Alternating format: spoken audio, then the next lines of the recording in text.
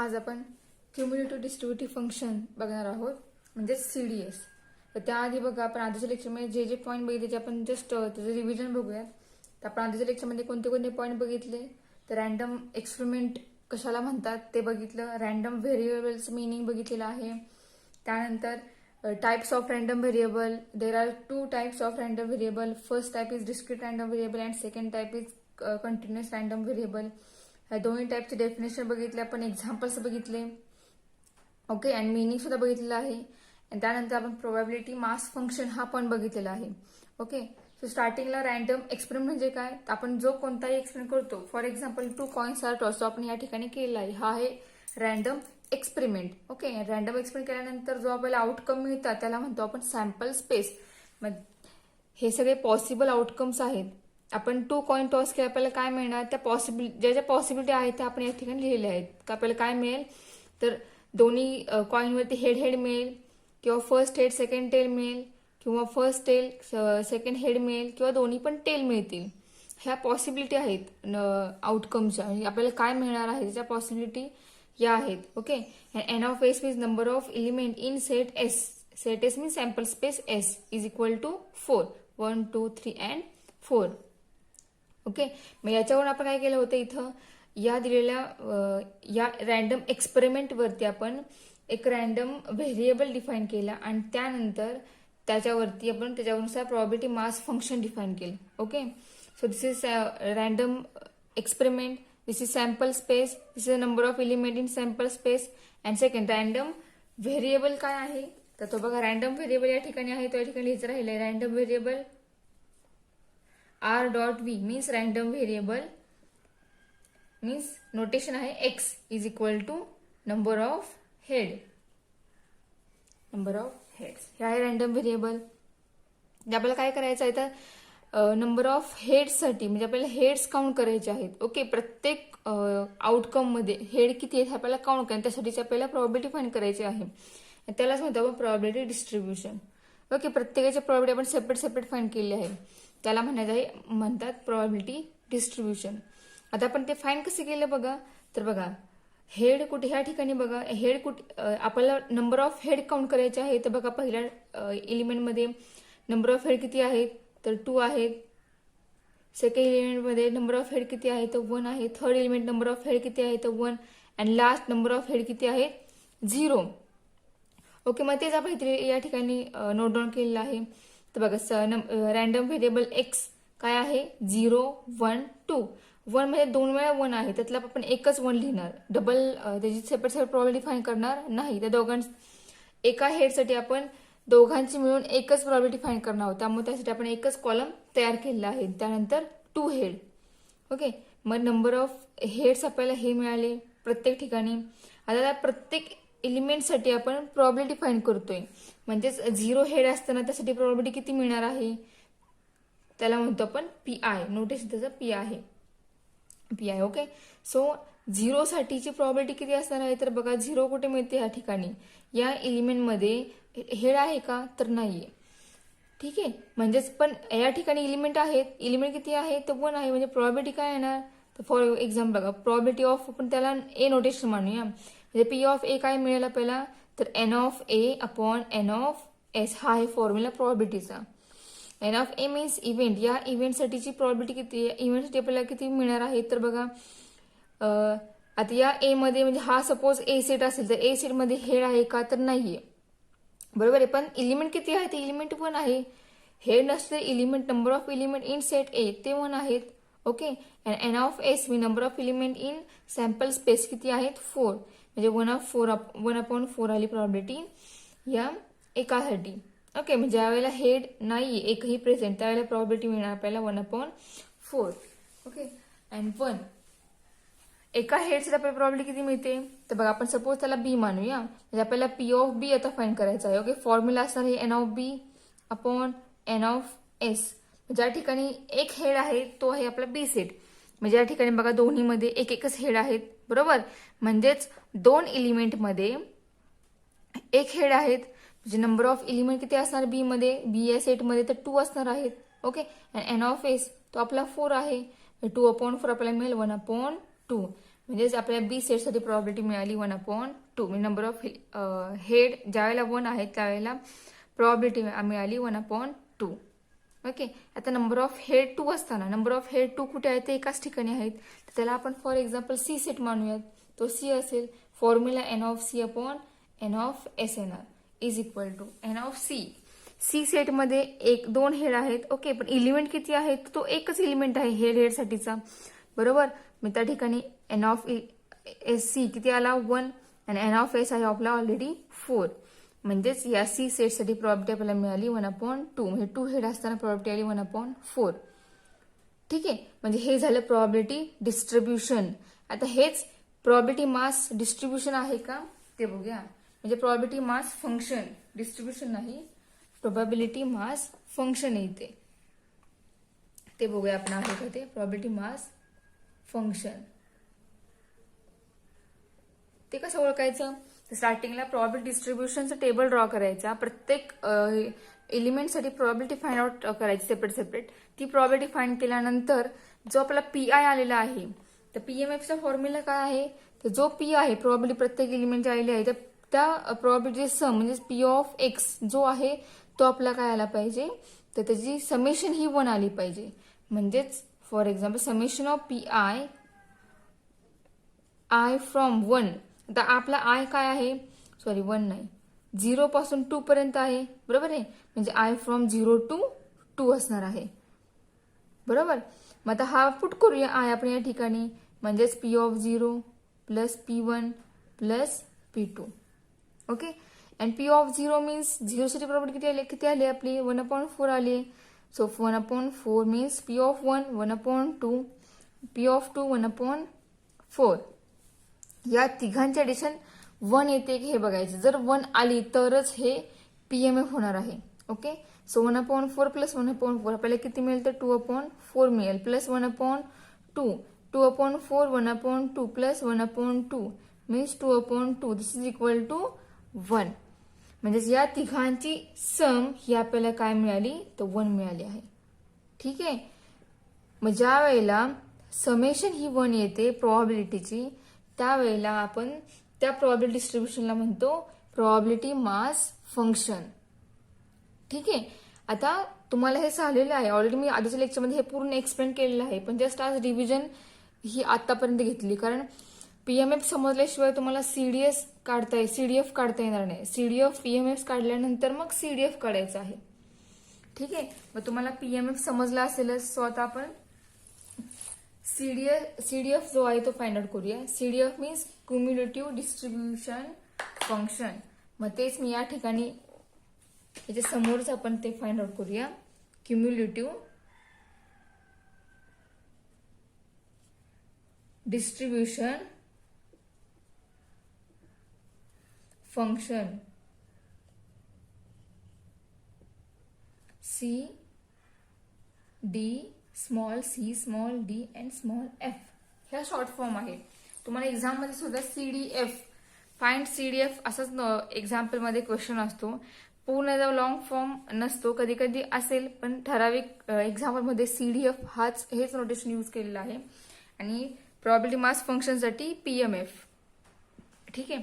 मग स्वतः बघूया सीडीएफ फाइंड करायचं कसं. आपण एक्झाम्पल हेच फॉलो करणार आहोत. हेच एक्झाम्पल घेऊन आपण expected value, variance of x and standard deviation या तिघांचे डेफिनेशन आपण याच्यावरूनच त्याचे मिनिंग समजून घेणार आहोत. ओके. सो स्टार्टिंगला क्युम्युलेटिव्ह डिस्ट्रीब्युशन फंक्शन म्हणजे काय ते बघूयात. तर आपण हाच टेबल यूज करणार आहोत. टेबल काय आहे बघा, तर प्रॉबिलिटी मास फंक्शन आहे.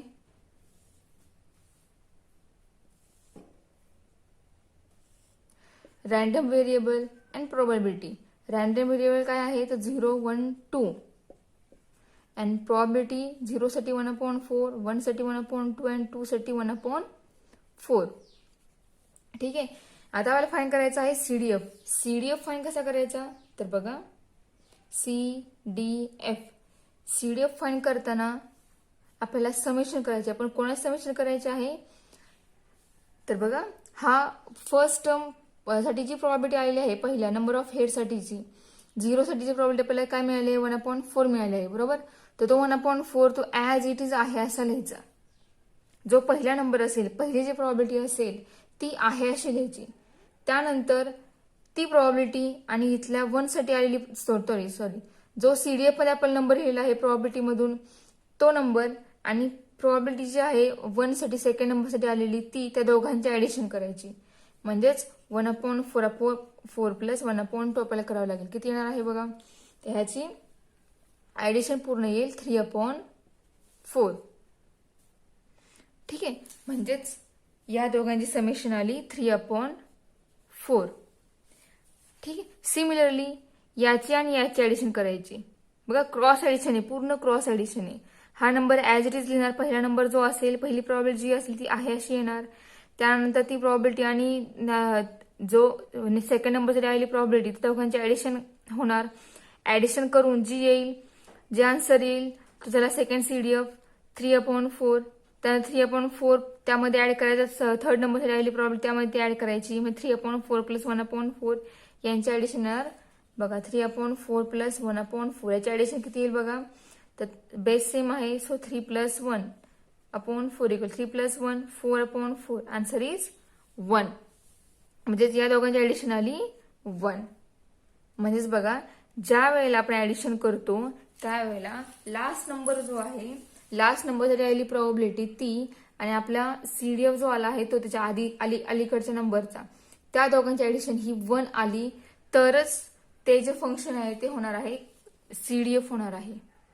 जर ही समेशन लास्टच्या नंबरमध्ये जर आपल्याला लास्ट सम ही 1 मिळाली नाही तर ते एक्झाम्पल हे क्युम्युलेटिव्ह डिस्ट्रीब्युटिव्ह फंक्शन होणार नाही. ठीक आहे, दोघांचे मिनिंग सेमच आहे, फक्त दोघांसाठी ट्रिक वेगळी आहे की दोघांसाठीचं आन्सर फाइंड करण्यासाठीची मेथड वेगळी आहे. इथं प्रोबॅबिलिटी सम केली डायरेक्ट आणि ती 1 आली तर ते होणार आहे प्रोबॅबिलिटी मास फंक्शन. आणि इथं काय आहे बघा, इथं समेशन ऑफ पी आय हा 1 आला तर फंक्शन होणार आहे प्रोबॅबिलिटी मास फंक्शन. आणि इथं जे आपण क्रॉस ऍडिशन करतोय ती ऍडिशन लास्टला 1 आली तर ते होणार आहे क्युम्युलेटिव्ह डिस्ट्रीब्युशन फंक्शन. हा फक्त फरक दोन्हीमध्ये आहे, बाकी मेथड पूर्ण सेम आहे. एक्झाम्पल दोन्हीची पण बऱ्यापैकी सेम असणार. फक्त सीडीएफ काढण्यासाठी आपल्याला पीएमएफ फाइंड करावं लागणारच आहे. ठीक आहे, आणि रँडम व्हेरिएबल तो आपल्याला ते दोघांसाठी लागतातच. पण प्रोबॅबिलिटी फाइंड केल्यानंतर मग आपण सीडीएफ फाइंड करणार आहोत. ठीक आहे, मग हे झालं दोघांचे मिनिंग. एक झालं प्रोबॅबिलिटी मास फंक्शन आणि दुसरं झालं क्युम्युलेटिव्ह डिस्ट्रीब्युटिव्ह फंक्शन. दोघांसाठी आन्सर 1च आलं पाहिजे. फक्त इथं प्रोबॅबिलिटी पूर्णची ऍडिशन 1 आली पाहिजे आणि या ठिकाणी फक्त आपण क्रॉस ऍडिशन जी करतो ती क्रॉस ऍडिशन लास्टला मात्र 1 आली पाहिजे तर ते होणार आहे क्युम्युलेटिव्ह डिस्ट्रीब्युशन फंक्शन. ठीक आहे, मग हे झाले 2 टाईप. आता यानंतर याच्या पुढचा पार्ट म्हणजे कोणता आहे, ते expected value and variance of x and standard deviation हे आपल्याला फाइंड करायचं आहे. ठीक आहे, मग ते फाइंड कसं करायचं, तर आपण हेच एक्झाम्पल घेणार आहोत. पण त्याआधी आपण तिघांचे फॉर्म्युले काय ते फॉर्म्युले बघूया आणि त्यानंतर मग त्याच्यावरची एक्झाम्पल सॉल्व्ह कशी करायची ते बघूया. ठीक आहे, सो एक्सपेक्टेड व्हॅल्यू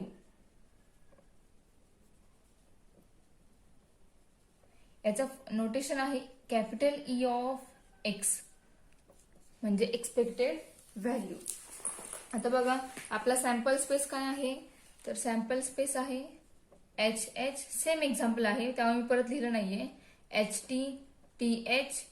टी हा आपला सॅम्पल स्पेस आहे. आणि आपलं रॅन्डम व्हेरिएबल कोणता आहे, तर नंबर ऑफ हेड्स. बरोबर, हे आपलं रॅन्डम व्हेरिएबल आहे. ठीक आहे, आता याच्यावर आपल्याला काय मिळालं होतं टेबल, तोच टेबल आपण या ठिकाणी लिहिणार आहोत. त्याच टेबलवरून आपल्याला expected value, variance and standard deviation find करायचं आहे. तर बघा आपण 3 कॉलम फाइंड केले. स्टार्टिंगला काय फाइंड केलं आपण, रॅन्डम व्हेरिएबल, त्यामध्ये हेड्स किती आहेत प्रत्येक एलिमेंट ते आपण हेड्स काउंट केले ते सेपरेट लिहिले. बघा हेड्स किती आहेत, तर फर्स्ट 0 1 2. त्यानंतर प्रॉबॅबिलिटी फाइंड केला प्रत्येक नंबरसाठी. 0 साठी प्रॉबॅबिलिटी आली होती 1/4, 1 साठी प्रॉबॅबिलिटी आली 1/2 आणि 2 साठी प्रॉबॅबिलिटी आली होती 1/4. त्यानंतर आपल्याला फाइंड करायचं आहे, बघा आपल्याला काय फाइंड करायचं ते, तर आपल्याला ई ऑफ एक्स बघायचं आहे. Meaning E of X means expected value. याचा फॉर्म्युला आहे capital E of X is equal to summation of I from 1 to n xi pi. हा फॉर्म्युला आहे एक्सपेक्टेड व्हॅल्यूसाठी. म्हणजे काय बघा, xi म्हणजे काय आहे, तर जे आपले रॅन्डम व्हेरिएबल्स आहेत म्हणजे 0, 1, 2 हे म्हणजे हे आपले एक्स जे आहेत तोच हा xi आहे.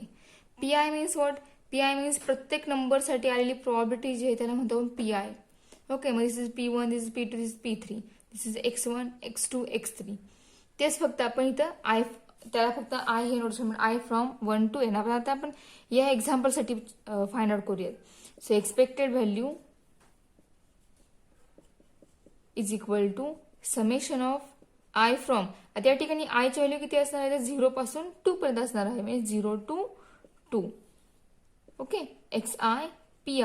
म्हणजेच आपण जे समेशन एक्सपांड केलं तर आपल्याला काय मिळेल, तर बघा आपल्याला समेशन एक्सपांड केलं तर काय मिळेल, तर x0 p0 plus x1 p1 plus x2 p2 बरोबर. This is equal to x0 p0. बघा या झिरोसाठी प्रॉपर्टी आपली किती आली आहे, तर बघा ह्याला आपण फर्स्ट पोझिशन ही आपण 0 मांडलेली आहे बरोबर, सेकंड पोझिशन 1 मांडली आहे, थर्ड पोझिशन 2 मांडलेली आहे. ह्या 0 to 2 जे आहेत त्या रॅन्डम व्हेरिएबलच्या व्हॅल्यू नाही आहेत. पोझिशन जी आहे ती आहे 0 पासून 2 पर्यंत, ती आपण घेतो. तुम्ही 1 पासून 3 पर्यंत घ्या, मग याला तुम्ही 1 माना, याला 2 माना, याला 3 माना, कसं आहे डिपेंड्स ऑन यू. तुम्हाला जसं तुम्हाला या ठिकाणी आय घ्यायचा तसं तुम्ही आय घेऊ शकता. तुम्ही 0 पासून 2 पर्यंत घ्या किंवा 1 पासून 3 पर्यंत घ्या, कसंही चालेल. फक्त ह्या ज्या व्हॅल्यू आहेत 0, 1, 2 ह्या रॅन्डम व्हेरिएबल्स बघून आपण घेतलेल्या नाहीयेत. ठीक आहे, एकच मिनिट. आपल्याला या ठिकाणी त्यांनी सांगितलेलं आहे की 1 to n घ्यायचं आहे घेताना आय, म्हणजे आपल्याला नॅचरल नंबरनुसार घ्यावं लागणार आहे. ओके, सो आपण या ठिकाणी आय घेताना 1 पासून आपल्याला पोझिशन घ्यावी लागेल, 0 पोझिशन ही आपल्याला या ठिकाणी घेता येणार नाही. ठीक आहे, सो आपण याला फर्स्ट पोझिशन कन्सिडर करूया. ही फर्स्ट हा x1 असेल, हा x2 असेल अँड हा x3 असेल. सिमिलरली हा p1 असेल, हा p2 असेल आणि हा p3 असेल. म्हणजे आय आपला झाला 1 to 3. ठीक आहे, 0 पासून घेतलं होतं पण हे समेशन आपल्याला बघायचं विसरलं होतं. या समेशन मला सांगितलेलं आहे यांनी की आय हा 1 पासून n पर्यंत असणार आहे. म्हणजे यांनी सांगितलेलं आहे की आयची व्हॅल्यू ही नॅचरल नंबरने आपल्याला घ्यावी लागणार आहे 1 पासून अप टू n पर्यंत. 0 आला की ते झाले होल नंबर, त्यामुळे आपल्या ठिकाणी तशी कंडिशन दिली आहे की आय हा 1 पासूनच घ्यावा लागणार आहे. त्यामुळे आपण परत चेंज करून तो 1 पासून 3 पर्यंत त्याची पोझिशन घेतलेली. म्हणजे आपल्या या ठिकाणी नंबर असणार आहे x1 p1 plus x2 p2 plus x3 p3. यात फोर्थ पोझिशन नाहीये. x1 p1 मीन्स हा x1 हा p1 या दोघांचं मल्टिप्लिकेशन, म्हणजेच 0 इंटू 1/4 प्लस x2 p2 म्हणजे ह्या दोघांचं multiplication 1 into 1/2 plus x3 into p3 means 2 into 1/4. ठीक आहे, म्हणजे या ठिकाणी आपल्याला ज्या वेळेला ई ऑफ एक्स फाइंड करायचा आहे त्यावेळेला या ठिकाणी थर्ड कॉलम फाइंड करायचा. कोणता third column, xi into P I. म्हणजे आपल्याला डायरेक्ट त्या व्हॅल्यू या ठिकाणी वापरता येतील. तर xi इंटू पी आय काय येणार, 0 इंटू 1/4 0, 1 इंटू 1/2 1/2 मल्टिप्लिकेशन किती येणार 1/2 येणार, 2 इंटू 1/4 1/2 येईल. ठीक आहे, हा टेबल आपण फाइंड केला की आपल्याला लगेच त्याच्या व्हॅल्यू पुटअप करून आन्सर फाइंड करता येईल. ठीक आहे, so 0 into 1/4 0 plus 1 into 1/2 1/2 plus 2 into 1/4 1/2. So addition of these both number is 2/2. This is equal to 2/2. Answer is 1. Okay, म्हणजे आपल्याला ई ऑफ एक्स काय मिळाला आहे 1 मिळाला.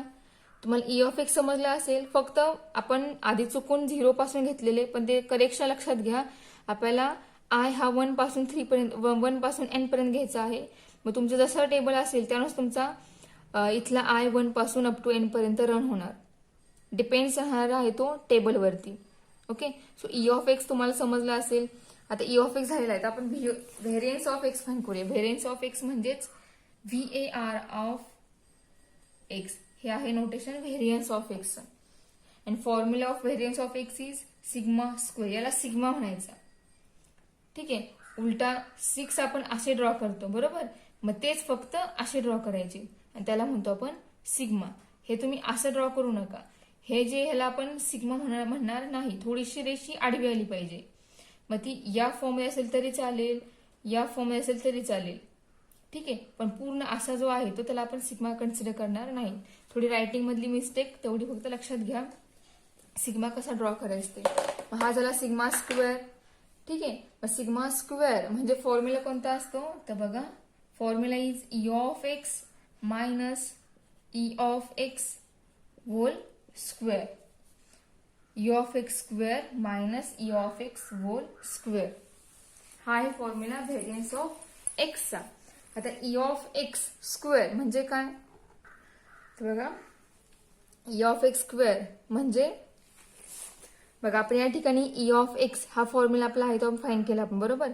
E of X whole square म्हणजे या ई ऑफ एक्सची आलेली व्हॅल्यू जी आहे ही 1, या 1चा स्क्वेअर म्हणजे हा E of X whole square असतो. पण ई ऑफ एक्स स्क्वेअर हा फक्त ह्या दोघांमध्ये फरक आहे. ई एक्स स्क्वेअर आहे हा आणि हा E of x bracket square आहे. म्हणजे ई ऑफ एक्स आलेल्या व्हॅल्यूचा स्क्वेअर तो या ठिकाणी असणार आहे. पण हे कसं फाइंड करायचं तर आपला हा जो फॉर्म्युला आहे हाच आपण या ठिकाणी वापरणार आहोत. फक्त त्यामध्ये थोडासा चेंज आहे. तर काय आहे चेंज बघा, आपला आय हा 1 2 3 असणार आहे, X I into P I असणार आहे. फक्त आपल्याला या ठिकाणी थोडा चेंज कोणता करायचा आहे तर ई ऑफ एक्स स्क्वेअर म्हणजे या एक्स आयचा स्क्वेअर आहे. ठीक आहे, पी आय स्क्वेअर नाही.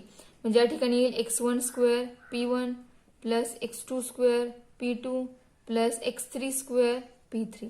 फक्त एवढा फरक ई एक्स स्क्वेअर मध्ये आहे, ज्यामध्ये एक्स त्यामध्ये प्रत्येक टर्म जो जो एक्स आहे त्या प्रत्येक एक्सचा स्क्वेअर करून त्यानंतर तो पी ला मल्टिप्लाय करायचा.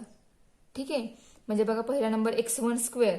x1 काय आहे आपला 0, 0 square is 0, 0 into P, P आहे 1/4 p1 plus x2 square means 1 square into p2, p2 means 1/2 plus third 2, 2 square into p3, p3 is 1/4.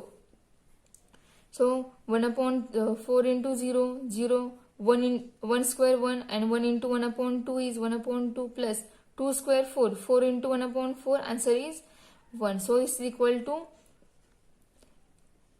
EX square is equal to 1/2 plus 1. This is equal to 3/2. जे आपल्याला ठिकाणी answer मिळालं 3/2. EX स्क्वेअरचं फरक तुम्हाला समजला असेलच. फरक फक्त काय, ई एक्स कसं काढला आपण, X I into P I याने आपण ई एक्स काढला. आणि ई एक्स स्क्वेअर म्हणजे काय, X I square into P I या दोघांचं मल्टिप्लिकेशन म्हणजे E x E x square. Bracket square म्हणजे ई एक्स जो फाइंड करतो आपण त्याच्या व्हॅल्यूचा स्क्वेअर. ठीक आहे, सो ई एक्स स्क्वेअर किती आला 3/2.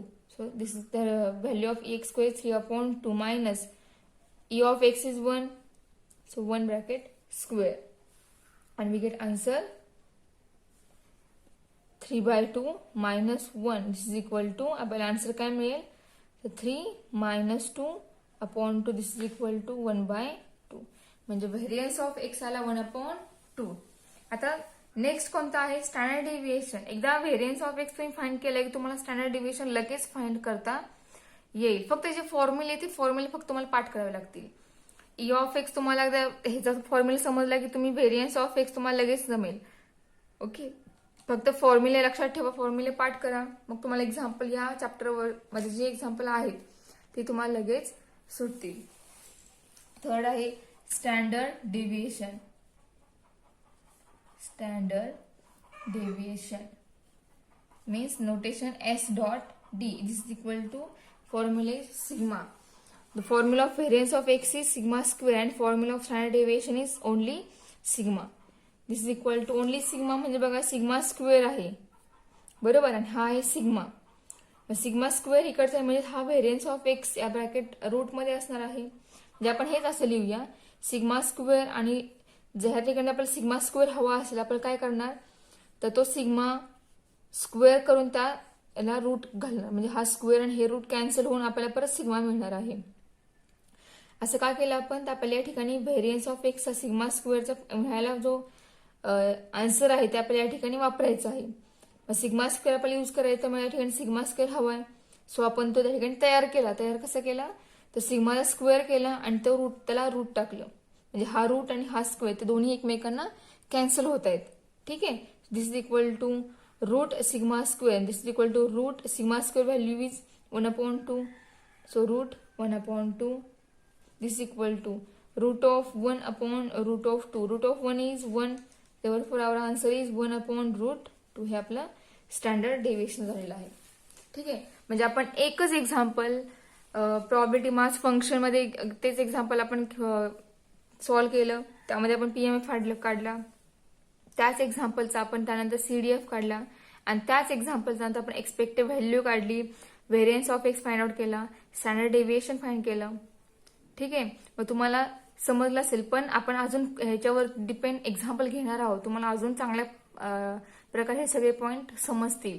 आपला 7.1 जो आहे तो आपण आता नेक्स्ट लेक्चरला सुरू करणार आहोत. आतापर्यंत जी झाली आपली सगळी पूर्ण थेरी होती 7.1, त्या थेरीवर डिपेंड आहे पूर्ण.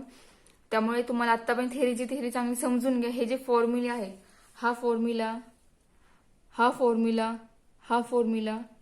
अँड स्टँडर्ड डेव्हिएशन सिग्मा, हे फॉर्म्युले पाठ करा किंवा एका सेपरेट लिहून काढा. म्हणजे एक्झाम्पल तुम्ही जेवढे जास्त सोडवाल तेवढे तुम्हाला हे फॉर्म्युले लक्षात राहतील. ओके. हा चॅप्टर, याच्यावर एक्झाम्पल चॅप्टर खूप सोपं आहे, अवघड काहीच नाही, खूप सोपं आहे. वेटेज ह्याला जास्त आहे आणि तुम्हाला बोर्डात मार्क्स पडण्यासाठी चांगला हा चॅप्टर यूज होतो. ह्याच्यावरचे एक्झाम्पलचे मार्क म्हणजे जात नाहीत. जास्त मार्क तुम्हाला ह्या चॅप्टरवरील एक्झाम्पलमध्ये मिळतात. त्यामुळे चांगला ह्या चॅप्टरचा स्टडी करा. आता आपण ह्याचे एक्झाम्पल जे आपण नेक्स्ट लेक्चरला एक्झाम्पल्स बघणार आहोत.